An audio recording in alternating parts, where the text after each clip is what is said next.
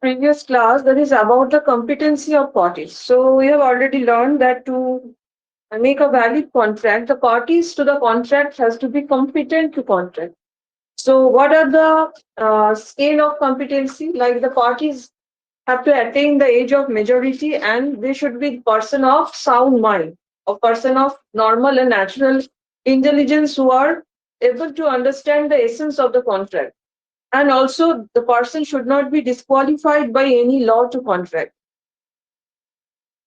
So now we come about uh,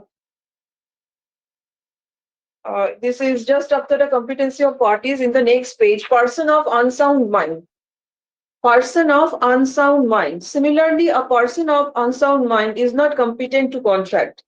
An agreement with such person is absolutely void, like that of minor. However, a person's mental disorder is such that he is of sound mind for some times and generally of unsound mind. He can make a valid contract when he is of sound mind. Therefore, a patient in a mental asylum can enter into an agreement during those intervals when he is of sound mind. So this is called the lucid interval. Like whoever is suffering from any kind of mental insanity or unsoundness of mind, they're not equally insane all the time. There are certain periods when they behave normally.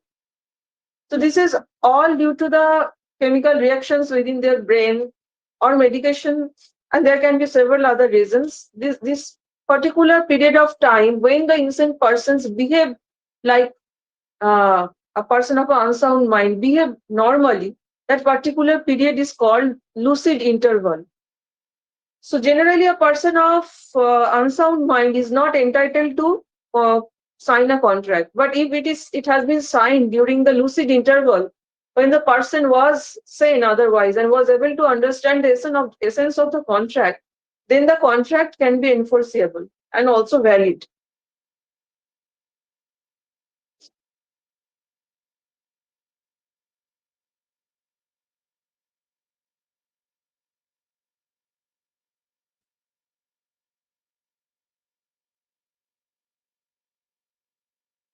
Now come to example 55. What is there? A minor is not competent of contract. What is the factual situation? A minor mortgaged his house and received advance. The mortgagee files a suit against the minor to recover the money advanced by him. The minor mortgager takes the plea that the suit is not maintainable as there was no valid contract. Decide. So this is just like the what happened in the Mohiri Bibi's case. So there are three options. An agreement with minor is absolutely void. B, it is voidable at the option of the parties. C, the minor is liable to return the money received by him as advance. So here the option A will be the right option because an agreement with a minor is absolutely void. If even the minor has taken some benefit out of that advance as well, you cannot enforce it against the minor. Now come to example 56. An agreement is enforceable at law if parties competent to contract enter into it with free consent for consideration and the contract is not contrary to law and against public policy. So these certain conditions are given in the legal principle. What are they? That the consent, there has to be consent of both the parties and the consent is free consent. The consent is free consent. And next, it has to be for some consideration, and the consideration is something of a materialistic value. Mere love and affection is not considered as a valid consideration in a contract, and the contract is not contrary to law and against public policy. So the object of the contract has to be something which is permissible by law, and it should not be against public policy. So these are the basic characteristics of a valid contract. Now, what is the factual situation? A boy of 16 years entered into an agreement to sell his flat at Bandra for a sum of rupees 5 lakh. A's father is very annoyed with A at the transaction and does not allow delivery.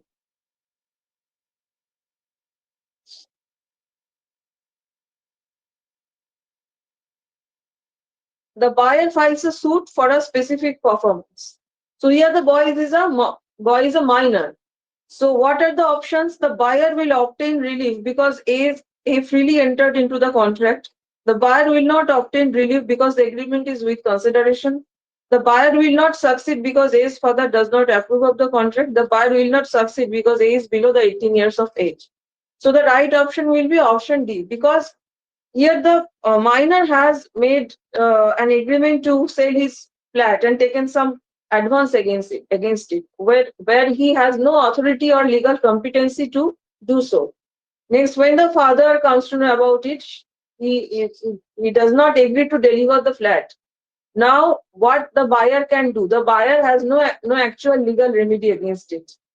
He cannot even enforce the minor to uh, you know, uh, just give him back the advance amount, because with a minor, a contract is completely void. So here the option D will be the right option. So now we'll come to the consent part, and I'll try to define what is meant by free